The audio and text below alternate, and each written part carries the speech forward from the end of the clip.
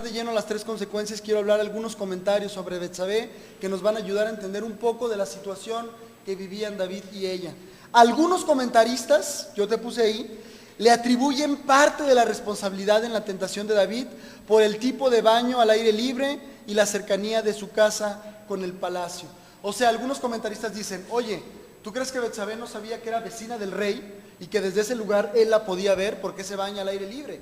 Bueno, la Biblia no nos lo relata así, ¿no? O sea, no nos lo dice que ella pensó que tal vez el rey, que se podía ligar al rey. O sea, eso no lo vamos a poder saber, hermanos.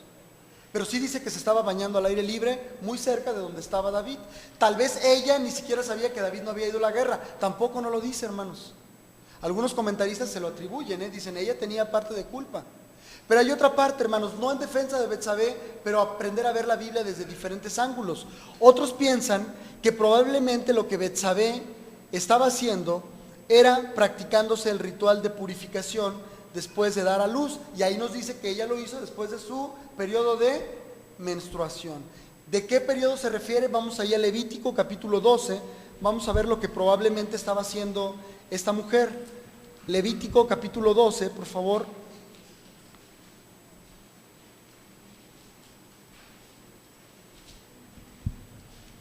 Versículos del 2 al 5.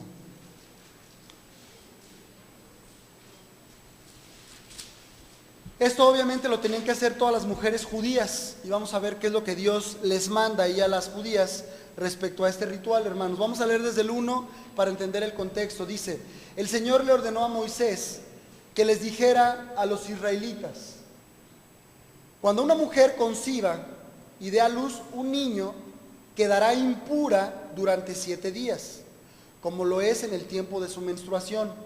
Al 8º día, el niño será circuncidado y la madre deberá permanecer 33 días más purificándose de su flujo de sangre.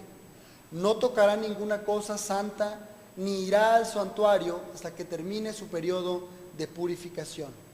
Si da a luz una niña, la madre quedará impura durante 2 semanas, como lo es en el tiempo de su menstruación, y permanecerá 66 días más purificándose de su flujo de sangre. De tal manera que muy probablemente ella estaba haciendo este ritual, hermanos. ¿Lo estaba haciendo al aire libre? Bueno, tal vez lo estaba haciendo y era un acto de purificación.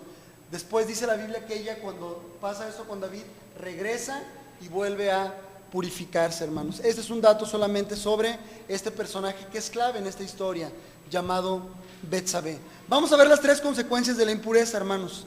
Vamos a ver las 3 consecuencias de la impureza de David. Primer consecuencia de la impureza, pónganla ahí, hermanos. Insensibilidad.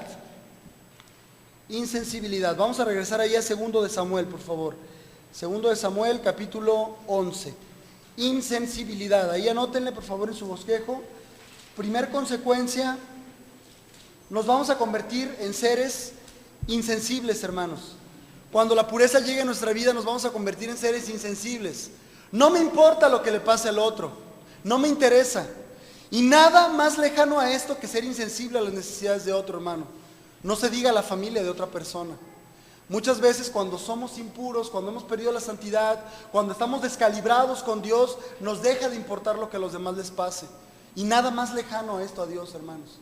David perdió la sensibilidad. ¿Dónde lo vemos? Versículo 18 al 27 del capítulo 11 de 2 de Samuel. Capítulo 11 de 2 de Samuel, versículos del 18 al 27. Entonces Joab envió a David un informe con todos los detalles del combate. Y le dio esta orden al mensajero: cuando hayas terminado de contarle al rey todos los pormenores del combate, tal vez se enoje y te pregunte, ¿por qué se acercaron tanto a la ciudad para atacarla? Ya lo leímos, ¿no? Esto pensaba Joab. Vámonos hasta la última parte, versículo 25. Entonces David le dijo al mensajero: dile a Joab de mi parte que no se aflija tanto por lo que ha pasado. ¿Qué importa que se murieron unos cuantos? ¿Cómo ves, hermano? ¿Qué importa? Bueno, pues la espada se devora a unos cuantos y en la guerra tiene que morir gente. Cuando en otro tiempo a David le pesaba en lo más profundo de su corazón. Y yo me puedo imaginar a un David conectado con Dios, yendo a visitar a la viuda, dándole a los hijos algo, de alguna manera, compensación por la muerte de aquel guerrero. No, aquí no. Aquí yo me imagino al mensajero hasta como que se quedó así como, bueno, no importa, dile a Job que no se preocupe. ¿Cuántos fueron? ¿5, 7? Pues ni modo, así es la guerra. La impureza, hermanos, nos vuelve ¿qué? Insensibles. El papá de Wiwis, bueno, pues ven, a ver qué pasa, ¿verdad? La hermana está enferma, bueno, pues sí, ¿no? Nos volvemos insensibles, hermanos. ¿Qué tanto me interesa la problemática de otra persona, aún dentro del pueblo de Dios, hermanos? La insensibilidad, hermanos, es parte de la desfachatez. La palabra desfachatez tal vez casi no la utilizamos, pero la desfachatez es traducida como descaro o desvergüenza, hermanos. David estaba cayendo en el descaro. No era posible que no le doliera en lo más profundo de su corazón que gente de su ejército había caído en batalla. Hermanos, un apunte importante: cuando olvidemos para quién trabajamos, simplemente, mis amados, simplemente perderemos el rumbo. Perderemos el rumbo. Yo puedo imaginarme a Dios viendo esa batalla y viendo cómo caían en batalla gente de su pueblo elegido, Israel. Y hermanos, ciertamente cuando alguien del pueblo, vamos pensando en la iglesia, parte a la presencia del Señor, hay tristeza porque no le volveremos a ver en tierra, ¿no? Tal vez le volveremos a ver en la presencia de Dios. Pero es una tristeza para muchos, hermanos. Yo quiero recordarles, platicarles, algunos de ustedes la van a recordar. Yo por mucho tiempo le pregunté a Dios por qué se la llevó tan pronto. A esta iglesia llegó hace muchos años, no muchos años, tal vez muchos para algunos, no tantos para otros, pero llegó una hermana que se llamaba Vicky. Esta hermana, hermanos, yo recuerdo poca gente tan generosa como ella. Pero el mejor recuerdo que tengo de ella fue el momento más oscuro en esta iglesia. Un momento que hubo una división en esta iglesia, hubo una reunión ahí toda fea, de esas reuniones que no deben de haber en una iglesia, donde yo estuve a punto de veras, yo no sabía si claudicar, si irme de la iglesia, yo no sabía yo no sabía qué era lo que teníamos que hacer, hermanos. Yo no sabía qué tenía que hacer. Yo tenía 20 y tantos años y el mundo se me vino encima. Y esa noche ella me citó en su casa y me dijo: ven, quiero hablar contigo. No tenía gran conocimiento en teología, hermanos, no era una hermana muy letrada en la Biblia, pero era una hermana que tenía un corazón para Dios. Y ella me dijo: te tienes que levantar de esto. Tienes que voltear al cielo, voltear a Dios y tienes que levantarte de esto. Si cometiste algún error, alguna falta, tienes que levantarte de esto. Si crees que es una injusticia, tienes que levantarte de esto. Si crees que sea lo que sea, tienes que levantarte de esto.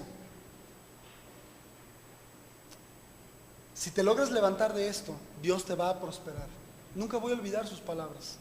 Y ella me dijo: hermanos, cuando yo me muera, Rafa, quiero que tú prediques el evangelio en mi funeral.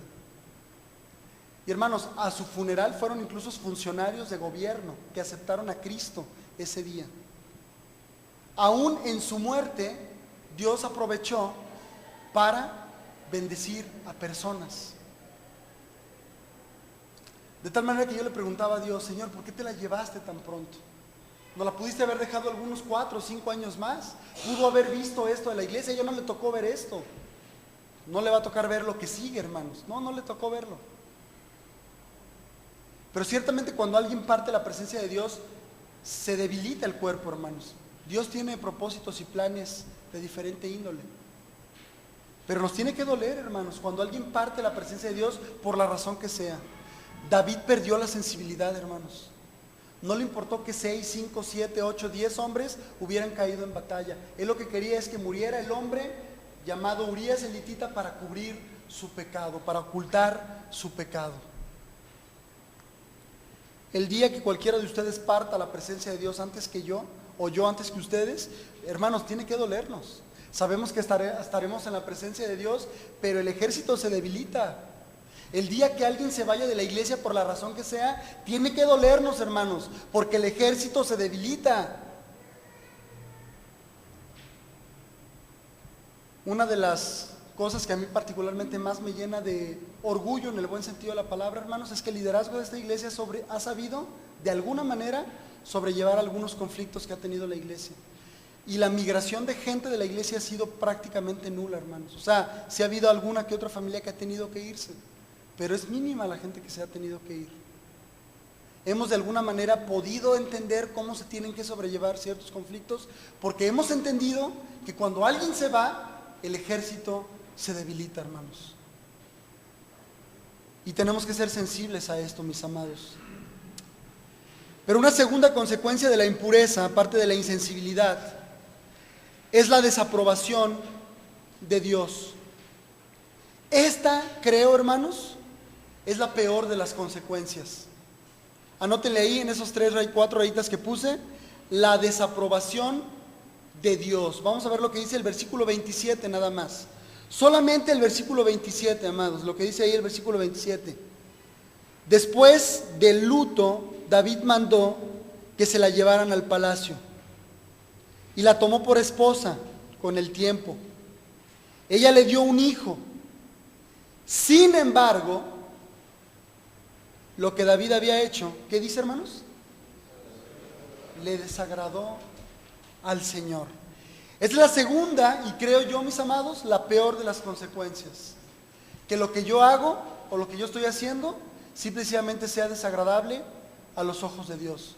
Esta para mí es la falta más grave, hermanos.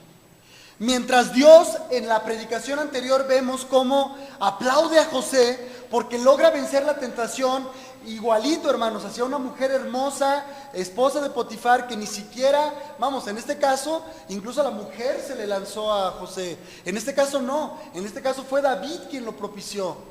Pero mientras Dios aplaude a José, reprueba a David, hermanos. Mientras Dios aplaude a José, reprueba a David. Y quiero decirte y quiero compartirte, hermano, uno de los versículos, de mis versículos preferidos.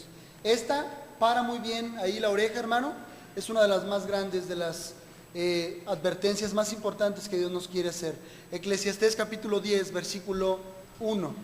Eclesiastés capítulo 10, versículo 1. Si quieren no lo busquen en su Biblia, quédense ahí en 2 Samuel, está aquí proyectado en la pantalla. Dice así, hermanos: las moscas muertas hacen, ¿qué, hermanos?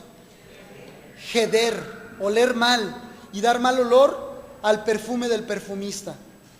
Así, una pequeña locura al que es estimado como sabio y honorable. Una pequeña locura, hermanos. Un resbalón. ¿Qué tanto es tantito? Eso pensaron muchos. Y hoy, hermanos, como dice Pablo, Señor, solamente no me elimines de tu equipo, de tu ejército. Y lo he dicho varias veces y lo seguiré diciendo, hermanos. Pablo tenía 2 temores muy grandes: correr la carrera en vano y ser eliminado. Pablo le dice al Señor: Señor, no me dejes ser eliminado. Quiero terminar la carrera y cuando llegue al final de la carrera voltearte con manos puras, con ojos santos y decir: he peleado la buena batalla, he corrido la buena carrera. No fui eliminado, morí como un heraldo de Dios. Curiosamente, Eclesiastés, ¿sabes quién lo escribe? Eclesiastés lo escribe Salomón. ¿Tú crees que Salomón estaba al pendiente o sabía esta historia de su padre? ¿Sabes quién es la mamá de Salomón? Betsabé. Salomón sabía esto, hermanos. Una pequeña locura hace que el perfume se eche a perder. Una mosca nada más. Una mosca en la sopa.